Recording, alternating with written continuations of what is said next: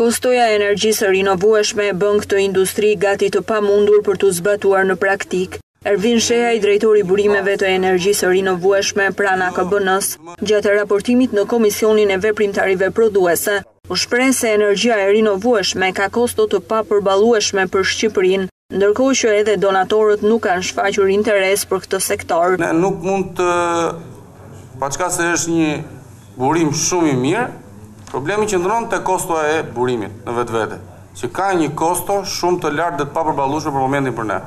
E vetmja që e shohim të mundshme si mundësi në Shqipëri është i shkëmbimit në vend. Por duhet theksuar dhe një fakt tjetër që nga donatorët e huaj ka rënë rëndësia për energjitë e rinovueshme jashtë. Është kryesisht janë fokusuar në eficiencën e energjisë.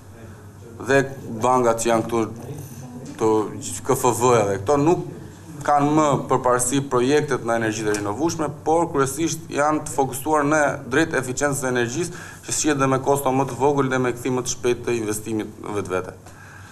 Këto janë njëse probleme që këtë fushë e bëjnë të ngadalësojnë në ecje. Në mars, Agjencia Kombëtare e Burimeve Natyrore do të prezantojë një projekt ligj të ri për sektorin e energjisë rinovueshme, i cili do të jetë baza për nisjen e zhvillimit të këtij sektori në Shqipëri.